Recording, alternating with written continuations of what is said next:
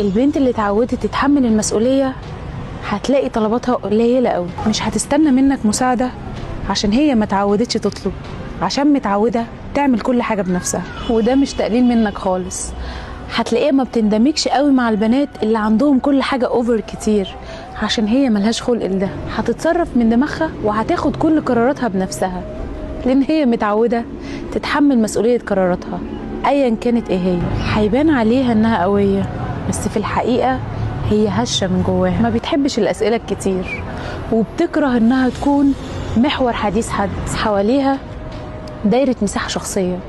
ما بتسمحش لأي حد يقرب لها، يا ريت تحترموها. ما عندهاش خلق للنقاش الكتير والتبرير اللي ملهوش أي لازمة. بتكره الغباء عشان بيجيب لها اكتئاب. هتلاقيها واقعية قوي، الحياة عندها يا أبيض يا أسود، ما عندهاش الكراهات ده أبدا. بتستحمل قوي وصبورة قوي قوي قوي، بس عند لحظة ممكن تنفجر وعلى حاجة بالنسبة لك تافهة. ما بتبقاش محتاجة أي حاجة من اللي قدامها غير إنها تحس إنها مهمة عنده. يعني بالمختصر هي بتحب تعمل كل حاجة بضمير، قصاد الضمير ده عايزة برضو كل حاجة بضمير. ساعات كتير اللي قدامها بيكون مش فاهمها من كتر ما هي واضحة، وبيفكر إن هي خبيثة. طالما هي حبت إنها تشيل المسؤولية من صغرها فطول عمرها هتفضل كده. بتحزن قوي الحزن للناس اللي قدامها اللي هم يخصوها، والله كمان واللي ما يخصهاش.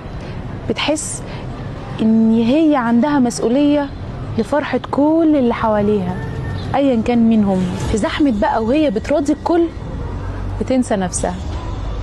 يعني اقل حاجة بترضيها، وممكن هي تخلق حاجات ترضيها من جواها من عدم. بتحب الوحدة بطريقة غريبة، وما بتحبش تبقى لوحدها. فزورة كده، عايزة تبقى في وسط اللي بتحبهم، وفي نفس الوقت عايزة تبقى مع نفسها، لأنها أكتر واحدة فاهمة نفسها. يوم ما بتحب حد بتطلع بره الصندوق، بتكون طايرة من الفرحة وما بتبقاش تقليدية. أكتر حاجة في حياتها بتكرهها هي المقارنة. بتكره إنها تتقارن بحد أيا كان مين هو. أكيد في حد أحسن منها، بس مفيش حد شبهها.